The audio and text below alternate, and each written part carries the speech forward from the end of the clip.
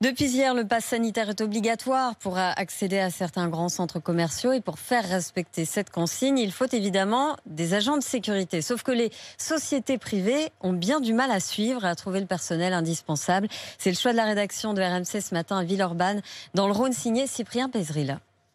Contrôler des passes à l'entrée des cinémas, des hôpitaux ou des restaurants, des besoins de plus en plus importants auxquels il est difficile de répondre pour Ralph Bonan, à la tête d'une société de sécurité. Je viens de créer une demande que l'on nous a faite de contrôle de passe sanitaire. Donc là, je vais rentrer la périodicité. La création des plannings et l'affectation des agents demandent beaucoup d'efforts. 5 agents qui font 3 jours. 5 autres qui font 3 autres jours, donc il nous fera 10 agents pour couvrir ça. Et les requêtes comme celle-ci s'accumulent dernièrement.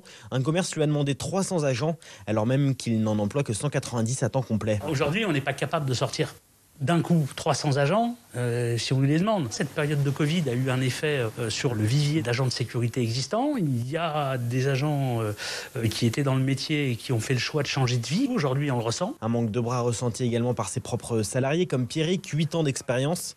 D'autres employeurs tentent de le recruter. J'ai été sollicité par d'autres entreprises pour faire des missions, des vacations. Tout le monde recherche des agents de sécurité en permanence. La demande, elle explose en ce moment. Une pénurie qui pousse certains à tenter de faire sans les entreprises traditionnelles de sécurité.